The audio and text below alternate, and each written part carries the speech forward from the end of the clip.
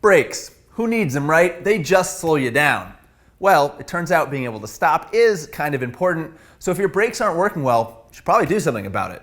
Today on RevZilla, I'm going to outline the best brake upgrades for your bike, and to do so, I'm going to use a motorcycle from our show CTXP that has especially shoddy brakes. I'm referring, of course, to the 2009 Versys 650, affectionately known around here as the Battletoad. Let's open up the shop manual.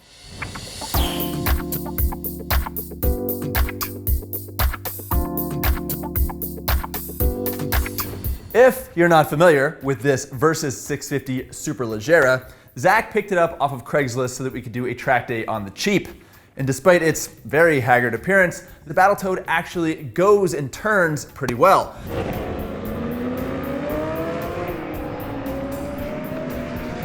The brakes, however, were a problem. Brakes. Oh, Battletoad, slow down. Whew. Now, if you're as bummed out by your bike's brakes as Zach was, don't immediately assume you need to spend money upgrading parts. Kick things off by making sure the brake system is tuned up, i.e. the brake pads aren't torched, the brake fluid doesn't look like swamp sauce, and there's some grease on the brake lever pivot, not just dust and rust. Brake fluid degrades over time and will make your lever feel squishy, and a dry lever pivot isn't going to rotate smoothly, especially under load. So if you're looking to improve your brake function, start with the simple stuff.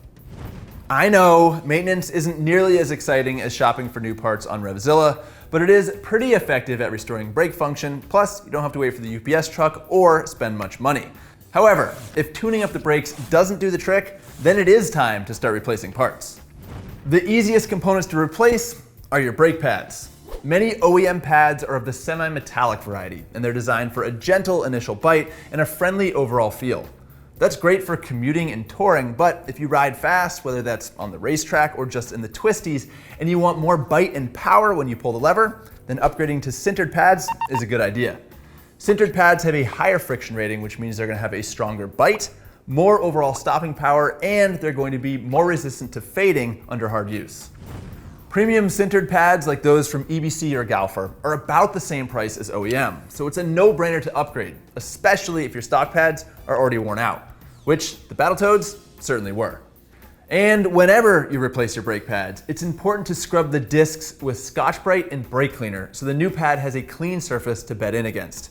You'll also need to break in your new brake pads with a series of progressively harder stops over the course of 25 to 50 miles. That being the case, don't expect those new pads to feel or function better right out of the gate.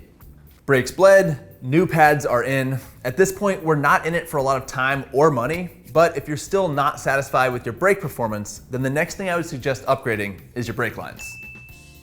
If your bike has rubber brake lines like the Battletoad here, then swapping them out for braided stainless steel lines can net you a firmer lever feel and more feedback, especially under maximum braking. That's because rubber brake lines, while cheap and pretty effective, tend to swell and expand under pressure. That's going to rob feel at the lever. Meanwhile, stainless lines have that braided sheath around the hose, so they resist expansion, and that channels all of the pressure from the master cylinder down to the calipers where you want it. Stainless brake lines are a very effective upgrade, and they're not terribly expensive in terms of your dollars, but filling dry brake lines is always a pain in the butt, so it can be quite pricey in terms of your minutes. If you're rich with time, then don't worry, just keep pumping and bleeding, and know that tapping on the master cylinder, the brake lines, and the calipers will help dislodge any air bubbles that are trapped in the system. And if your bike has ABS, that also means it has a bunch of extra plumbing snaking around underneath the bodywork. And replacing all that is going to be a nightmare that might entail partially disassembling your bike. In other words, the juice probably isn't worth the squeeze. Okay, other than routine maintenance, brake pads, and maybe stainless steel brake lines, if you want to upgrade your brake system further, you're going to have to start spending serious money. And unless you're racing and hopefully running near the front, then I don't think it's a worthwhile investment. However, I know you're curious, so let's talk about master cylinders, rotors, and calipers. If you're so inclined, upgrading to a radial master cylinder can be a very effective way to increase your brake system's precision. That is especially true if your bike currently has an axial master cylinder, wherein the lever acts on a piston that is parallel to the handlebar. This system has an indirect force path, and that can rob feel while on the brakes. Meanwhile, a radial master cylinder has a lever that acts directly on the piston, which is perpendicular to the handlebar, and that can give you a lot more feedback under maximum braking. Also, aftermarket radial master cylinders like this Brembo are generally just built to a higher quality than OEM. They use stiffer forged castings, they have smoother pivots, and a lot more adjustability. None of this is necessarily going to give you more braking force, but it will give you a higher quality braking force. If you do opt for a new master cylinder, just make sure you get the right size piston, buy a reservoir kit if it's not included, and know that you may need to cut and splice the brake switch wires to ensure your brake light works. As for upgrading your brake discs, there are some benefits to be had from upgrading to fully floating rotors like these Galfers.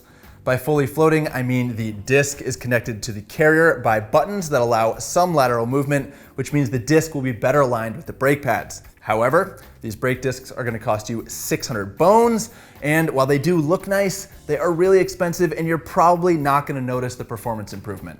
You can also upgrade your calipers, but at that point, you might as well think about upgrading your bike. And before you do that, I want to give you one more recommendation that is free, and I'm betting it's going to give you more of an improvement than all of the parts I've talked about so far. And that is to practice hard braking. The fact is, most riders aren't familiar with the limits of their bike's current brakes, which, even if the lever is squishy or there's not a ton of feedback, are likely pretty powerful if you have the guts to use them. So, go find yourself a dry parking lot and practice some hard braking. It's a great skill builder and a good way to get familiar with the capability of your bike's brakes, especially if you have ABS that you've never engaged. We all love to point to the equipment as being a limiting factor, but 9.9 times out of 10, there's still a lot of improvement that needs to happen with the rider before any upgraded part can be fully utilized. So, in summary, stay up on your brake maintenance, replace your brake pads when they wear out, and maybe install stainless steel brake lines. But whatever you do to your motorcycle, make sure your braking skills are on point.